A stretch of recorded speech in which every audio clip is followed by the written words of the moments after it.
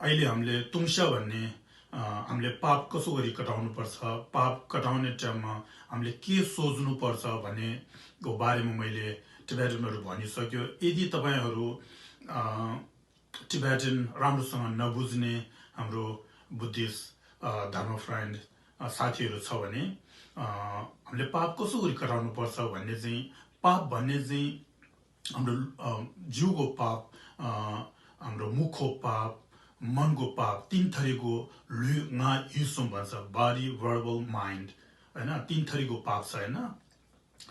जिउको पाप भयो भने, मुखको पाप भयो भने, जिउको पापलाई तीन थरी छ, तीन किसिमको पाप छ। मुखको पापलाई नागी दिग्व भन्छ होइन, चार थरीको छ। अनि मनको पापलाई तीन थरीको छ, त्यसलाई के भन्छ भने हामीले मिग्य वा चु 10 थरीको पाप भन्छ।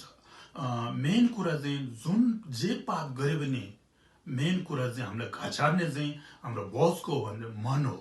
त्यही कारणले हामीले मनले गरेको पाप चाहिँ मन आफै सुधारेर हामीले कष्ट खतम गर्नुपर्छ, थाहा पाउनुभयो। त्यस कारणले हामीले अहिलेसम्म हामीले धेरै जुनी लिएको छ। पहिलो जुनीमा हामी के हो थाहा छैन।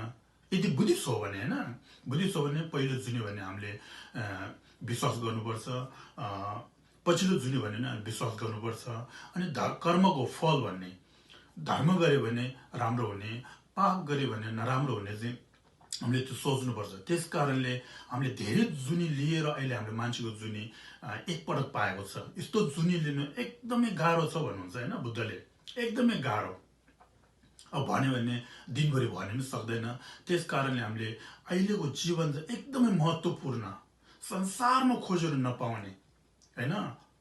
तर पनि हामीले के सोच्छ भने अहिले यस्तो जीवन राम्रो पाएको छ, ठुल्ठुलो धर्म टिचिङहरू हामीले प्रवचन हामीले सुन्नु पाएको छ, ठुल्ठुलो लामाको दर्शन पाइरहेको छ।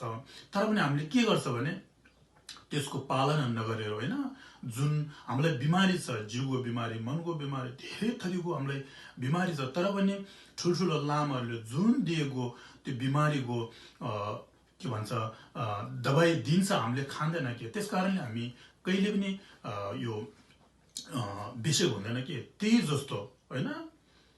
हामीले धेरै पाप गरेको छ।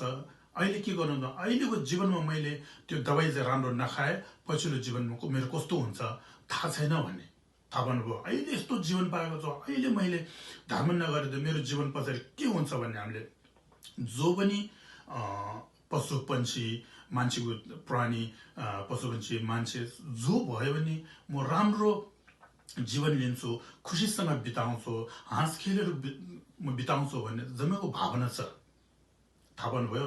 त्यस कारण अहिले हामीले पछिल्लो जन्ममा राम्रो बाटोमा जाने, नराम्रो बाटोमा जाने हाम्रो अहिले हातमा छ। तर पनि त्यो हामीले सोच्दैन। के सोच्छ, ओ पछिल्लो जुनी चाहिँ राम्रो हो भने हामीले पाठ पूजा गर्छ, हो कि होइन।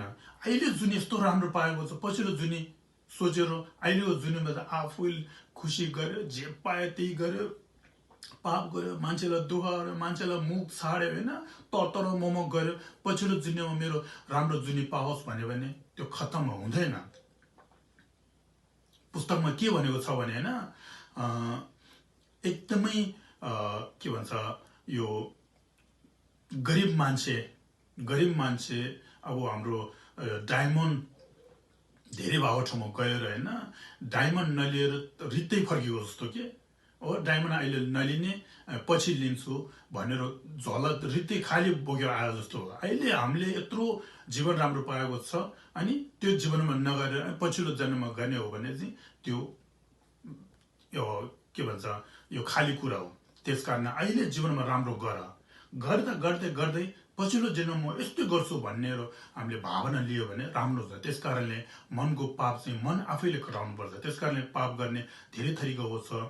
अनि मेन कुरा चाहिँ के हो भने पाप कटाउनुको लागि जे गरेमा हामीले नराम्रो गरेपछि हामीले एउटा रिग्रेट मनमा एकदमै, ओ मैले त्यो गरेको एउटा राम्रो भएनछ भन्ने एकदमै त्यो हुनुपर्छ, थाहा पाउनुभयो। अनि अर्को मेन के हो छ भने जुन मैले गरेको अबदेखि मैले गरेको जुन गल्ती चाहिँ म अबदेखि एउटा पनि नगर्ने हो भने हामीले यो प्रमिस गर्नुपर्छ, थाहा पाउनुभयो। त्यो गरे भने हामीले हिंसक चढाउने धूप बाल्ने बत्ती बाल्ने फुल चढाउने फलफुल चढाउने ढोक गर्ने मान्छेलाई एकदमै हाँसिलो गरेर मुख देखाउने जे कुरा गरे पनि एकदमै भलात्मिताले गरेर किनभने जति मान्छेले खुसी बनायो आफूले सुख हुन्छ कि हो त्यस्तो गरेर हामीले सोच्न सक्यो भने राम्रो हुन्छ त्यसकारण तपाईँ यदि नेपाली हाम्रो बुद्धिस्टमा त्यो पहिलेभन्दा एकदमै धेरै फलोवर छ पहिले थाहा छैन होइन के हो बुद्ध भन्ने बुद्धिस्ट भन्ने के हो अनि घरमा लामाहरू बोलायो स्याप्तेन गर्यो छाँगा र जाँड सिकायो अनि सक्यो मैले धर्म गर्यो भन्छ अहिले त्यस्तो होइन धर्म भन्ने चाहिँ छ्यो भन्ने चाहिँ के भने आफ्नो मनलाई नराम्रोबाट राम्रो बाटोमा लानेलाई हामीले छ्यो भन्छ त्यस कारणले हामी